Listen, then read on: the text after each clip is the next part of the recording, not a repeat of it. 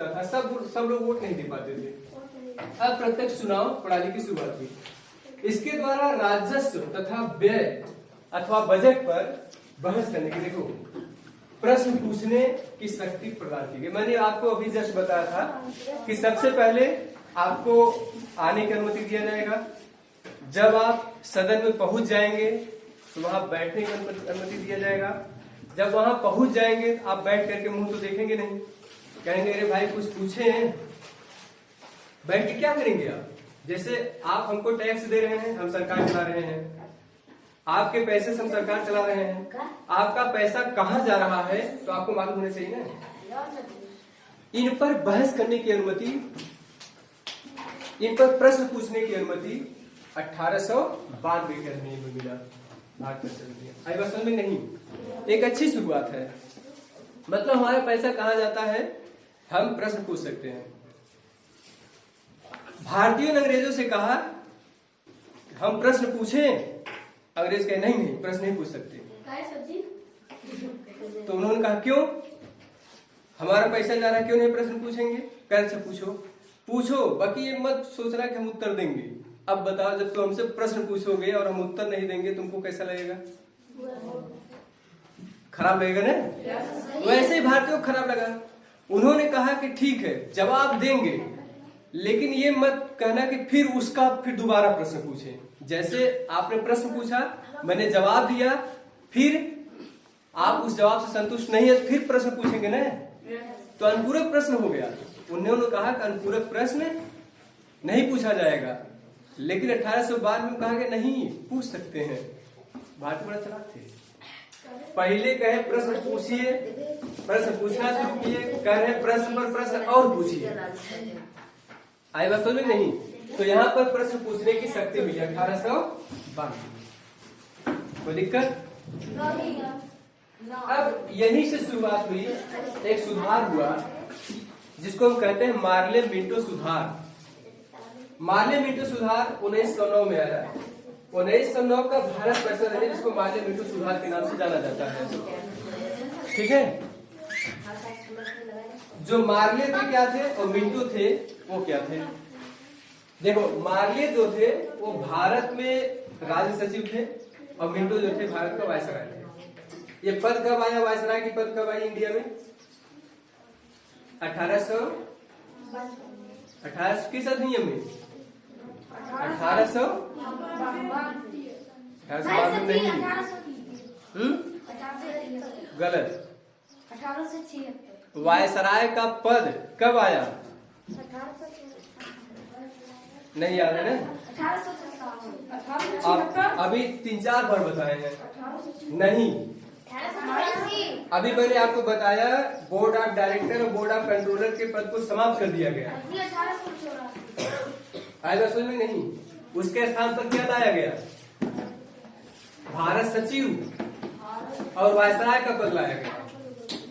Governor general के स्थान पर वायसराय बना लॉर्ड कैनिंग। आएगा समझ में नहीं? और board of director, board of controller को समाप्त करके भारत का राज सचिव बनाया गया। एक सचिव बना। अब आपको बताना है किस अधिनियम के तहत, अभी कई बार बताए हैं। देखिए, मार्ले मिंटो सुधार की बात मैं कर रहा था। इसमें बड़ी विडंबना है। एक कुछ चीजें अच्छी हुई और कुछ चीजें गड़बड़ हुई। गड़बड़ क्या हुई वो देखिएगा। पृथक निर्वाचन की शुरुआत हो गई। पृथक निर्वाचन का मतलब क्या होता है? जो मुस्लिम थे उनको पृथक निर्वाचन पद्धति अपनाने के लिए यहाँ पर प्रावधान दिया गया। मुस्लिम समुदाय के लिए पृथक प्रतिनिधित्व का उपबंध किया गया तथा भारतीयों को भारत सहित या भारत सचिव तथा गवर्नर जनरल की कार्यकारिणी परिषद की नियुक्ति की गई। क्या प्रॉब्लम है पूछिए? तब काहे इधर उधर डांस करते हैं? जो पूछना है पूछिए, हाथों की जरूरत नहीं। देखिए, जो प्रश्न है पूछिए, चाहे जो प्रश्न पूछिए, लेकिन चिल्लाइए मत। देखिए, मैंने आपको बताया कि यहाँ से पृथक निर्वाचन की शुरुआत हुई। पृथक निर्वाचन मतलब ये होता है समझो ध्यान से, जैसे मुस्लिम कैंडिडेट खड़ा होगा तो उसको केवल मुस्लिम ही वोट करेगा। बताओ व्यक्ति जीतेगा नहीं जीतेगा? जीत जाएगा ना। अगर कोई हिंदू खड़ा होगा तो उसको केवल हिंदू ही वोट देगा। तो एक तरीके से भारतीयों को बांटने की शुरुआत की गई। अब फूट डालो राज करो, फूट डालो राज करो की बात है। यहाँ पर एक व्यक्ति है मिंटो ही ये बात शुरू किया था। इसलिए मिंटो को यहाँ पर देखो अलगाववाद की शुरुआत किया है। मिंटो ही अलगाववाद की शुरुआत किया है, मतलब पृथक प्रतिनिधित्व की शुरुआत मिंटो ने ही शुरू किया था। दूसरी बात इसमें कहा गया, केंद्रीय तथा प्रांतीय विधान परिषदों में पहली बार बजट पर बहस करने का अधिकार प्राप्त हुआ। यहाँ पर क्या है, प्रश्न पूछने की शक्ति दी गई थी, यहाँ पर बहस कर सकते हैं, प्रश्न पर प्रश्न पूछ सकते हैं। आई बात समझ में नहीं? तीसरी बात यह है, केंद्रीय तथा प्रांतीय विधान परिषदों के आकार में वृद्धि की गई। केंद्रीय तथा प्रांतीय विधान परिषदों की संख्या में बहुत वृद्धि की गई। केंद्रीय विधान परिषदों में जो सदस्यों की संख्या थी वो 16 से बढ़ा करके 60 कर दिया गया। 16 से 60 कर दिया गया, जबकि प्रांतीय विधान परिषदों में यह संख्या निश्चित नहीं थी। किसी प्रांत में ज्यादा हो सकता था, किसी प्रांत में कम हो सकता था, लेकिन केंद्र में यह संख्या निश्चित थी, 60 हो गई, उनकी संख्या बढ़ा दिया गया। चौथी बात यह है कि एक व्यक्ति थे जिसका नाम था सत्येंद्रनाथ सिन्हा।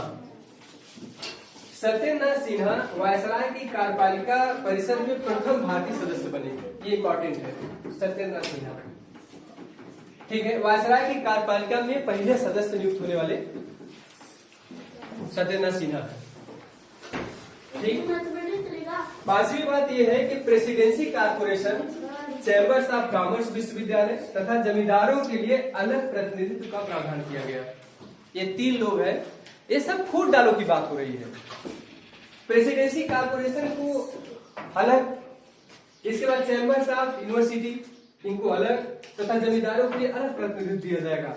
इधर देखो मुस्लिमों के लिए पृथक प्रतिनिधित्व दे दिया गया। अब सिख चुप रहेगा, ईसाई चुप रहेगा? नहीं चुप रहेगा। सिख कहेगा हमको भी पृथक चाहिए, ईसाई कहेगा हमको भी चाहिए। ईसाई तो खुद अंग्रेज ही थे ज्यादातर, भारतीयों को कन्वर्ट कर दिया गया ईसाई में। तब तक एक व्यक्ति, मतलब एक बहुत बड़ा यहाँ पर समस्या उत्पन्न हुआ दलितों को लेकर के। दलितों के लिए भी पृथक प्रतिनिधित्व की बात मांग होने लगी। ऐसे ऐसे क्या हुआ, मतलब फूट एक तरीके से उत्पन्न शुरू हो गया। इसको सुधार तो नाम दिया गया, मॉडर्न विंडो सुधार कहा गया, लेकिन ये हमारे लिए बहुत ज्यादा सुधार की बात नहीं थी। कुछ बात समझ में आई? 5 बातें हैं। पृथक प्रतिनिधित्व की बात की गई, केंद्रीय तथा प्रांतीय विधान परिषदों में संख्या बढ़ा दी गई। मैंने बताया केंद्र में 16 से बढ़ा करके 60 कर दिया गया, और प्रांतों में संख्या निश्चित नहीं थी। फिर इसके बाद तीसरी बात यह है, बजट पर बहस करने की अनुमति दी गई, चाहे जितना बहस कर सकते हैं। चौथी बात यह है, सत्येंद्रनाथ सिन्हा को कार्यपालिका परिषद में प्रथम सदस्य बनाया गया था। 5वीं बात यह है कि जो प्रेसिडेंसी थी, presidency corporation, chambers of university तथा जमींदारों के लिए अलग प्रतिनिधित्व दिया गया। इस प्रकार से भारतीयों को बांटने की बात है। आई बात समझ में नहीं? इसको कहते हैं मार्ले मिंटो सुधार। इसको ले लीजिए एक बार, ठीक है।